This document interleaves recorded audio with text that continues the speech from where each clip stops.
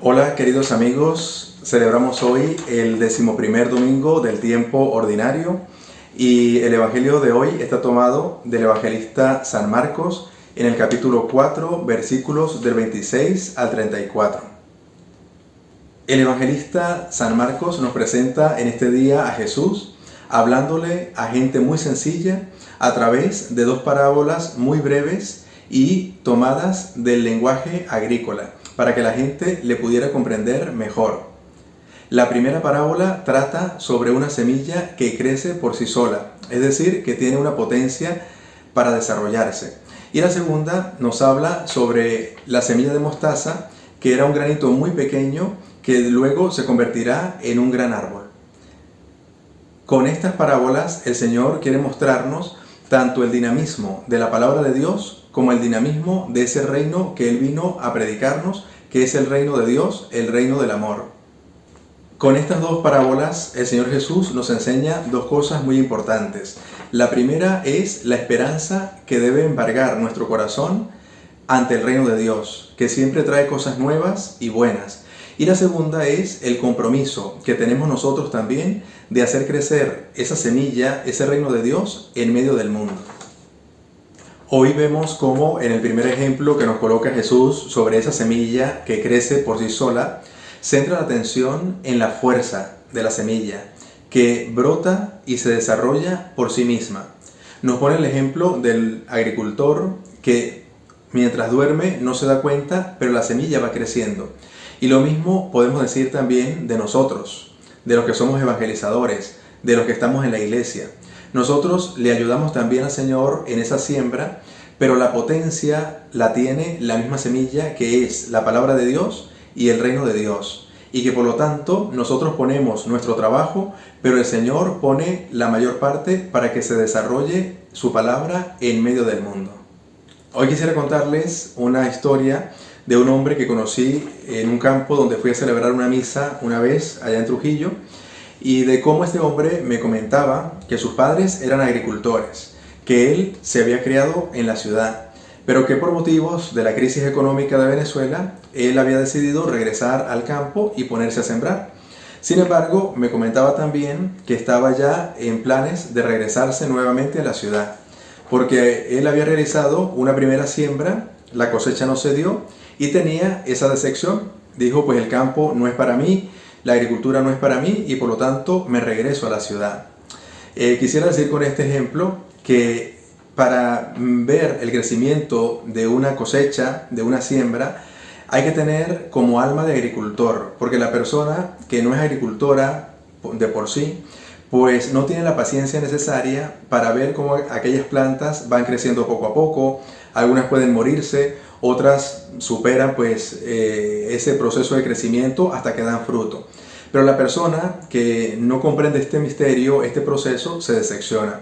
Y a nosotros, en la vida de cristianos, si no tenemos esta mentalidad de que la evangelización, de que el reino de Dios, de que la siembra de la palabra es un proceso muy lento, pues también nos podemos decepcionar. Y por lo tanto, de repente tirar la toalla y no llegar a ver los frutos. Esto nos invita a que en este mundo en el que vivimos como cristianos debemos sembrar sin esperar ver el fruto, porque muchas veces el fruto que yo he sembrado o que tú has sembrado lo va a recoger otra persona. Quiero decir con todo esto que en la vida de fe debemos tener mucha paciencia, porque unos son los que siembran y otros los que recogen. Pero tener en cuenta que aunque no veamos los frutos, siempre vale la pena y es una buena inversión para el reino de Dios y para la vida de los fieles el que sembremos, que nunca dejemos de sembrar, sino que por el contrario seamos sembradores siempre de la palabra de Dios, sembradores del reino y sembradores de esperanza. El segundo ejemplo que nos regala Jesús en este día, o la segunda parábola, nos habla sobre la semilla de mostaza, que es una semilla muy pequeñita, pero a pesar de lo pequeño, lleva dentro de sí un gran potencial de vida. Y esto tenemos que llevarlo al plano del Evangelio, al plano del reino de Dios. Aunque nosotros, como nos pasa muchas veces, creemos que hacemos poco por el reino de Dios, que nuestra predicación muchas veces no llega a grandes partes, o que creemos que la gente no nos hace caso cuando le predicamos o con nuestro ejemplo logramos poco. Por el contrario, tenemos que tener la certeza que aunque sea poco lo que hagamos por el reino de Dios, al final puede tener un gran resultado.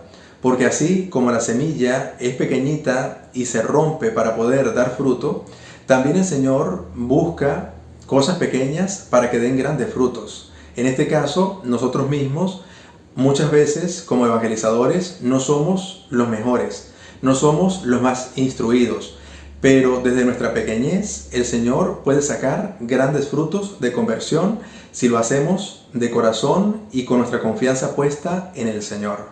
Y por eso el Señor nos recuerda que dentro de nuestra predicación, dentro de un testimonio que nosotros podamos dar al mundo, está la fuerza poderosa del mismo Cristo, que es el que nos convierte. Hoy el Señor nos invita a reflexionar sobre nuestra vida espiritual, sobre nuestra vida personal y sobre nuestra vida apostólica. ¿Y qué quiero decir con esto?